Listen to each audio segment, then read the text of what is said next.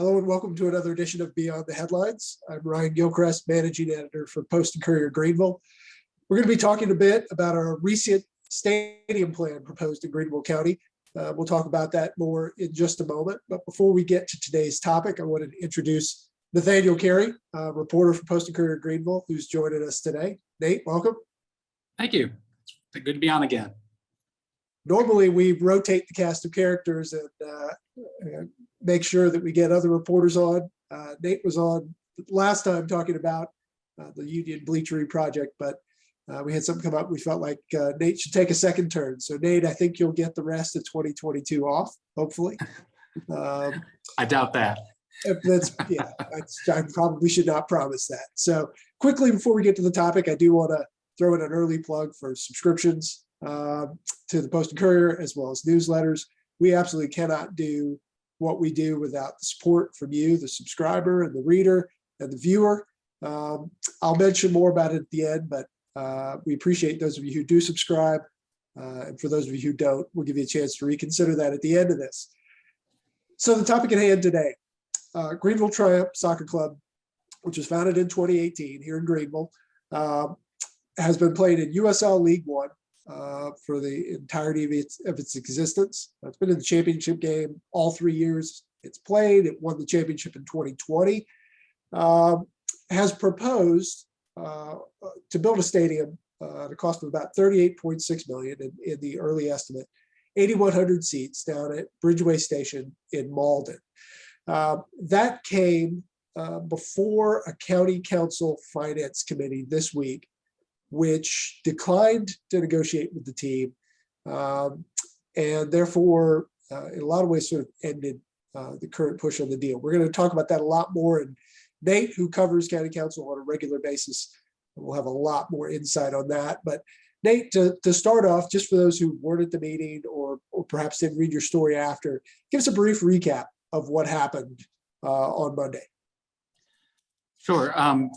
There was this is a finance committee meeting, so there's five members of county council are on this particular committee, and they were tasked with deciding whether to advance this proposal to the full county council to decide what they would do with it. And what the decision that they were tasked with was whether to allow the county administrator to enter negotiations with the team owners and with the city of Mauldin on a proposed stadium.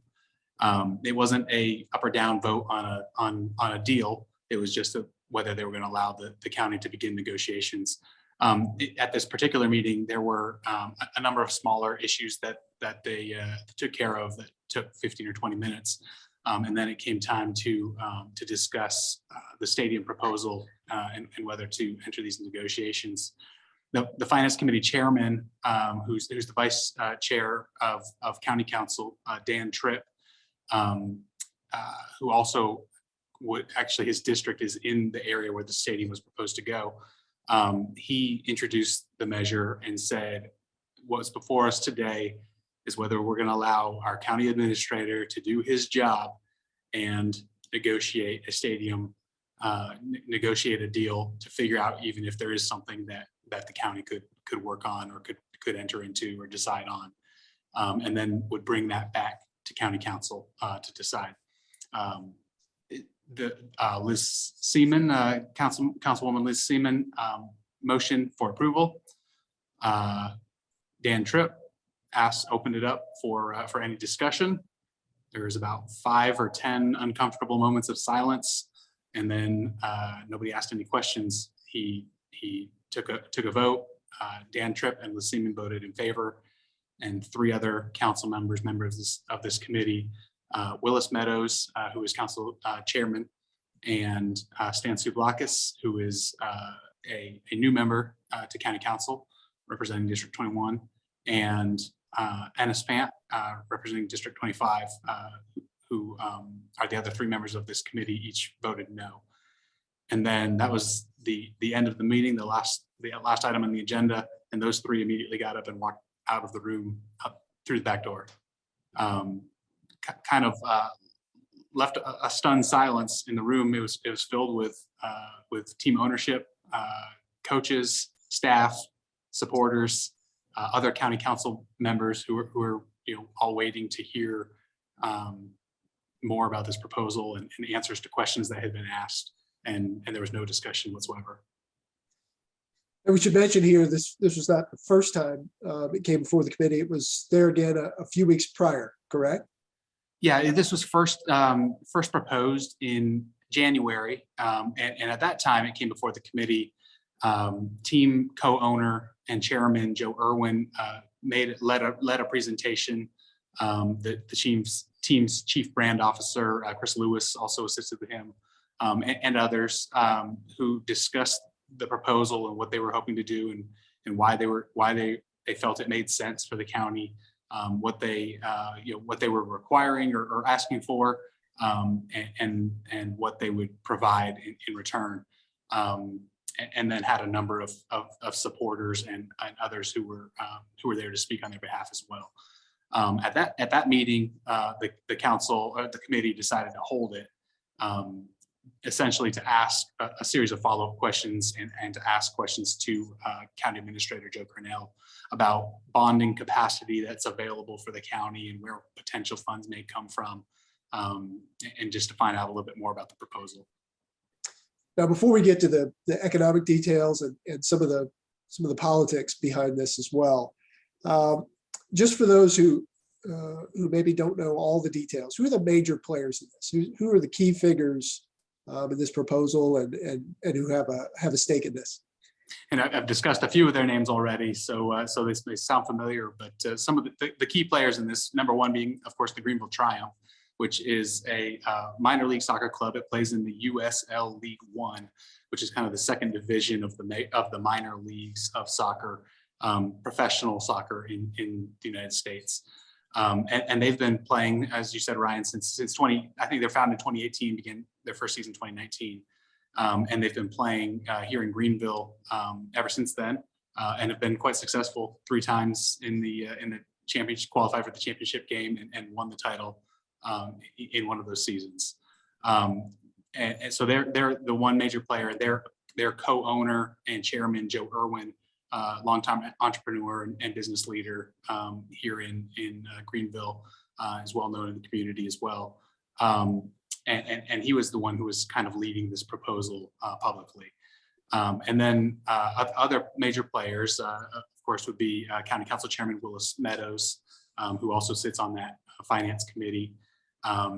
And not sure if I'm leaving anybody else out. Ryan, is there somebody else I should discuss as well? Well, probably we talk a little bit about Bridgeway Station, where the property is, and maybe the city of Mauldin as well. Sure.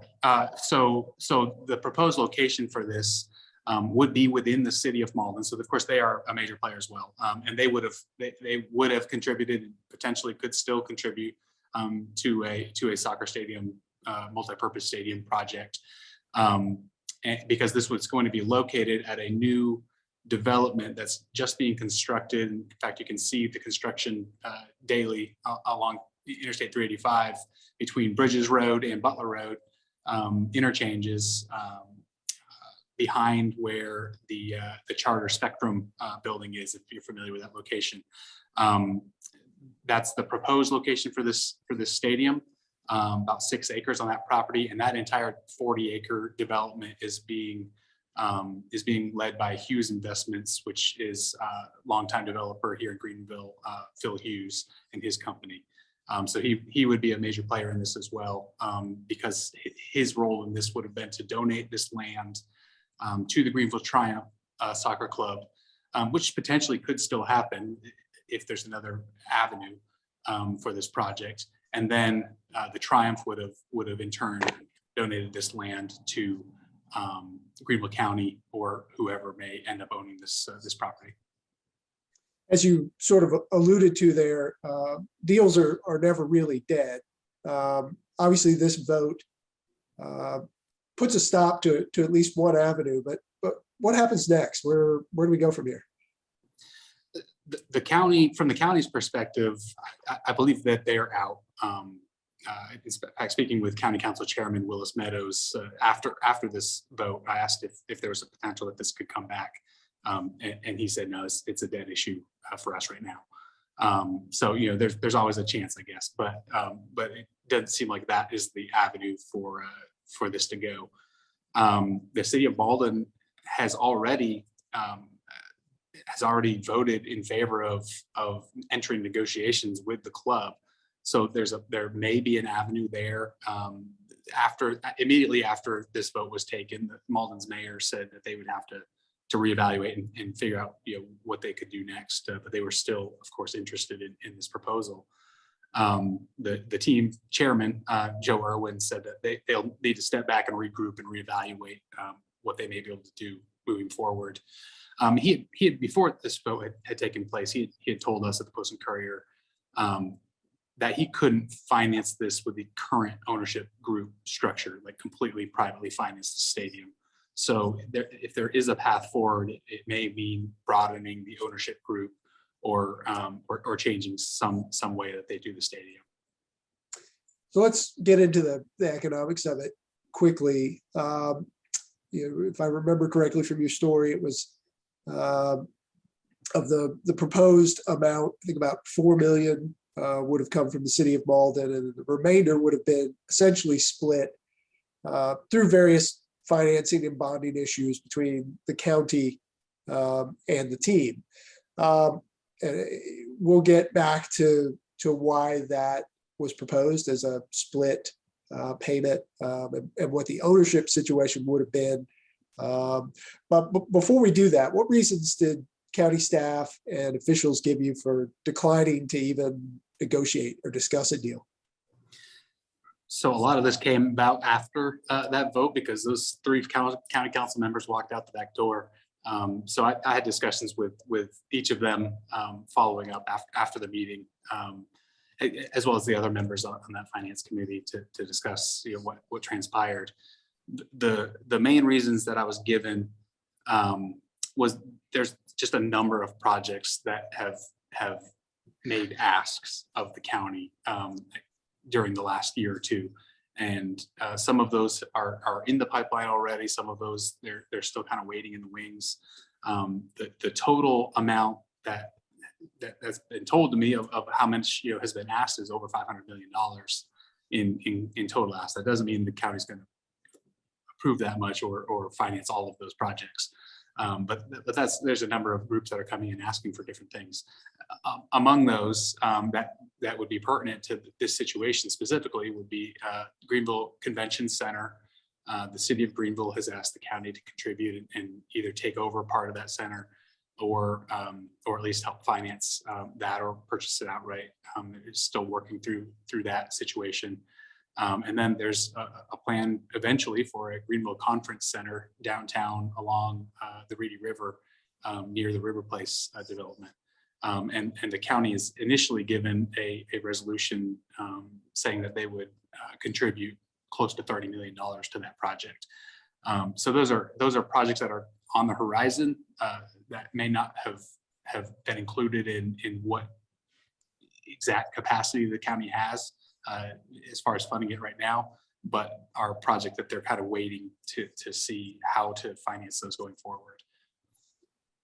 I would say, there's a few other projects that they're working through that this project was asking for. The proposal was to use the hospitality tax revenue that the county gets, which is about $10 million a year in hospitality tax revenue. A lot of that comes from tourists or people who are going out to eat, spending on prepared foods, beverages in the community. And the county uses those and must use that for some sort of tourism related project. So the Greenville Triumph felt like this fit in that mold because it would attract some tourism dollars, at least from out of town, as well as out of county. And the county looked at it and there is currently some capacity in that fund. Not all 10 million of those dollars are called for each year, but they were also taking an approach, and county administrators said that they have to take an approach, kind of an overall global look at this of how much they may need to reserve in the future as well. So that all of that money is not called for and then they don't have the ability to do anything else later. The Triumph so far have played their games at Legacy Early College Field, which is over on the west side of Greenville. But from their standpoint, financially, they need a stadium, right? Absolutely. Financially, they need a stadium, and practically, they need a stadium because they've used that, and William Brown oversees Legacy Early College has allowed the Triumph to use that field. Initially, the agreement, from what I've been told, is it was 2 years. It was extended during the pandemic, and as they kind of slowed the process of looking for a new location. The Triumph always had in mind that they would need a permanent location. The stadium at Legacy Early College, as beautiful as it is, and the improvements that they've made and the team has made in purchasing up $4 million worth of seating around that stadium. It's landlocked. There's not a great parking setup, and they can't expand it in a way to make it profitable. And so they know that they need some sort of a permanent location, that they know what their numbers are going to be, that they have the ability to expand some of the ticket packages that they can offer, be able to sell liquor and things like that, that each of those little things can add up to making a team profitable in the long run. And that's their eventual, that's their goal, of course, is to turn this into a profitable and long-lasting organization. They've already seen the on-field success, but they wanted to extend that. And so they needed some sort of a permanent location, and they're still searching for that now. So we'll get here in just a second to, why they want the county to essentially own the stadium and help pay for it. But just sort of brass tacks a little bit, the team plays, the USL League One men's team plays how many home games a year? They play about 15 home games a year, and then if they qualify for the playoffs, it could be up to 3 more playoff games. And they're also adding this year a women's team, which is a major part of this organization, and it's a major part of what they want to be known for, and part of their mission. Is that this is not just a men's sport, but it's a men's and women's sport, and they can each play equally. And in Greenville County and really the world, it's a sport that men and women, boys and girls can each play on the same pitch, equally. And so they're starting a women's team, and excited about that. And that team would also be playing a number of home games on a field as well. So they may need 30 to 40 field nights a year. Right. So that sort of leads into my next question. So 30 to 40, let's be generous, say 50 field nights a year. There's probably plans for future expansion as well. There's 365 days in a year. So that might give us some hint about why the idea would be for it to be a county facility, as opposed to a privately owned facility, right? I mean, stadiums are, let me get a little inside baseball with the newspaper industry. Stadiums are a little like presses. They're only sort of viable if they're busy all the time.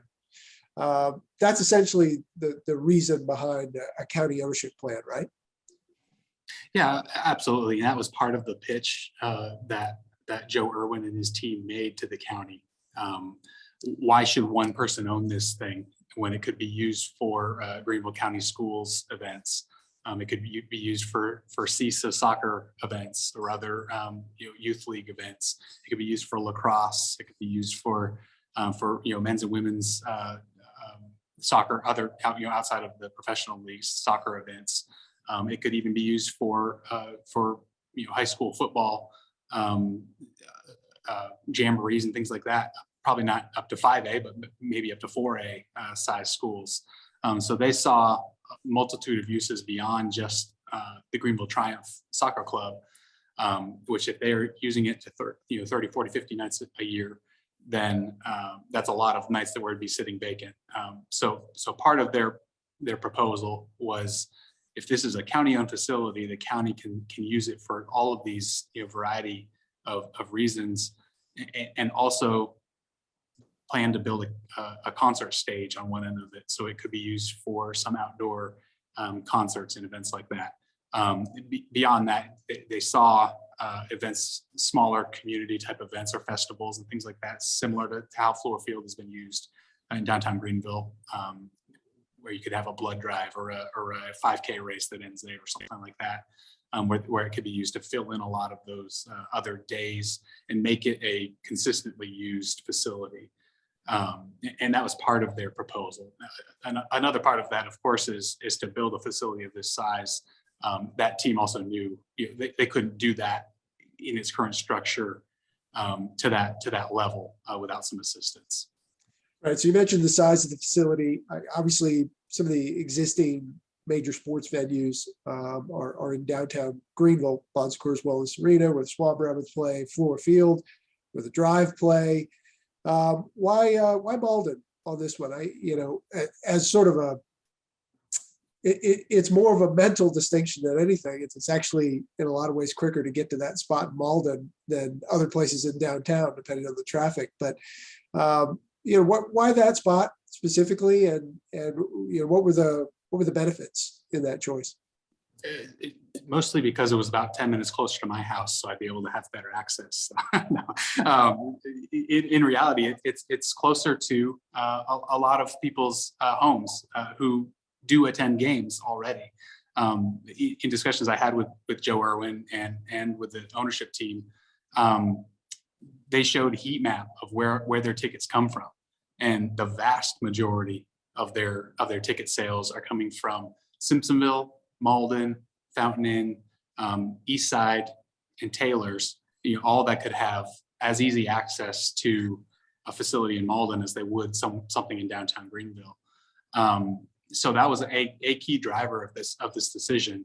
They initially were looking in downtown Greenville, in the city of Greenville, and studied at least 7 proposals and locations in detail and to some depth. And none of those locations worked out.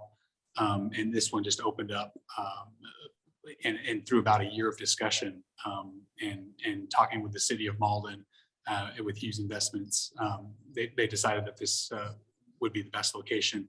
It's also right on the side of Interstate 385. Easy access on and off, easy access, a mile from the I-85 interchange. So easy access from Spartanburg or Anderson as well for some of that regional ability to attract fans. And of course has high visibility right there on the interstate. Sure. So we've talked about the economics. Let's talk about the politics a little bit. And this veers a little bit away from talking specifically about the stadium and the Triumph, but it's almost impossible to really understand what's going on here without talking a little bit of Greenville County politics. So the Finance Committee's role has featured in several of your stories recently. We've certainly written about that a bit. Dan Tripp, you mentioned, is the committee's chairman and has more than once now called it a kill committee. Now that's catchy and that sounds great in the headline, but it's one of those things where it kind of helps to understand better what the committee's makeup is, what's its purpose, and why has it been a little bit of a stir recently? The county has a number of committees that handle a lot of business kind of that's initially brought to the council, and can really dig into detail on proposals like this.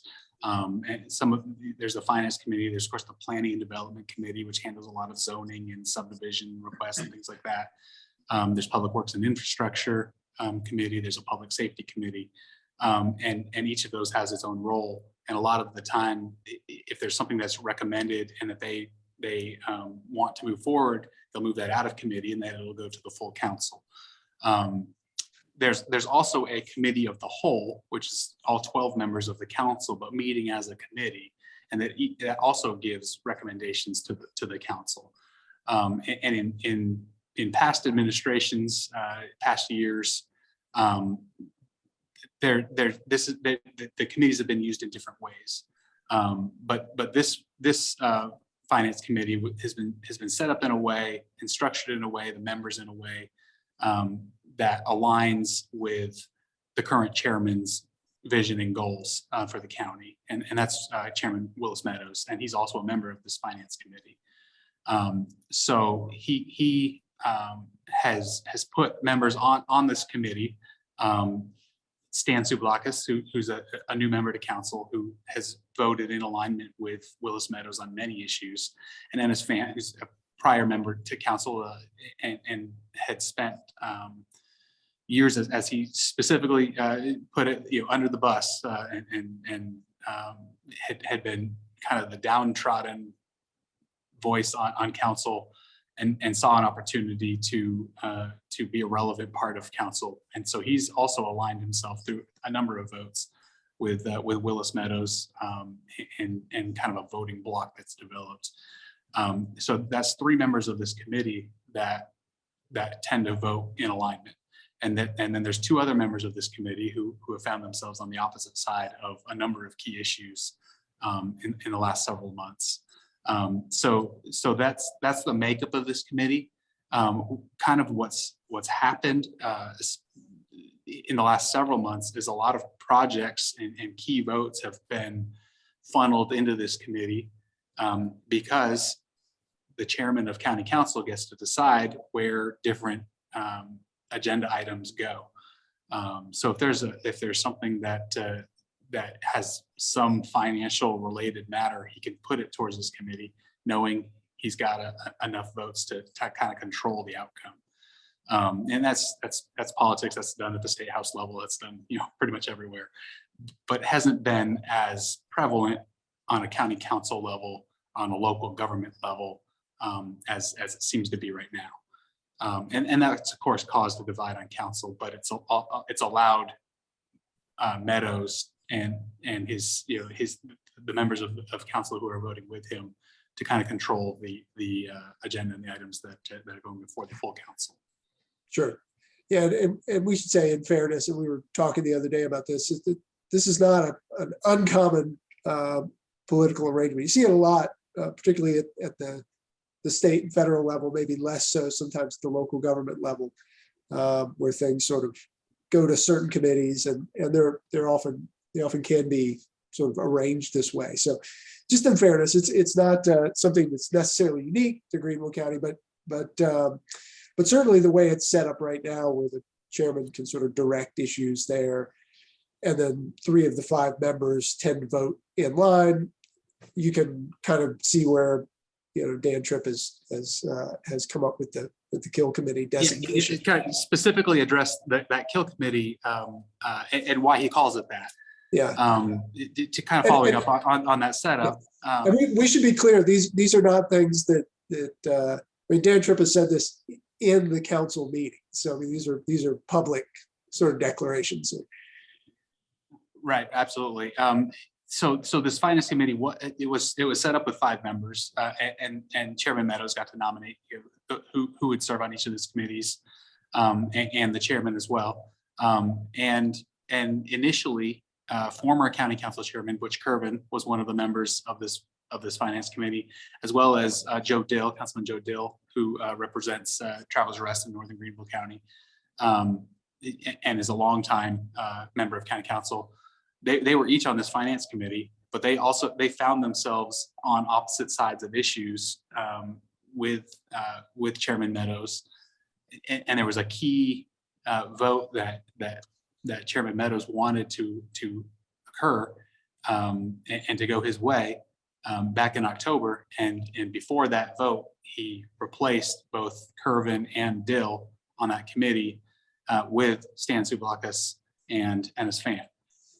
So he kind of engineered the committee the way that he wanted it to be structured before this key vote, which was to reject development credits, tax incentives for a $45 million mixed-use development in downtown Courier, which he said is, if that's a good project, he wants it to occur, but he didn't feel that giving tax credits and incentives specifically to a mostly residential, there were some retail aspects of it as well, but a mostly residential development was an appropriate use of county funds.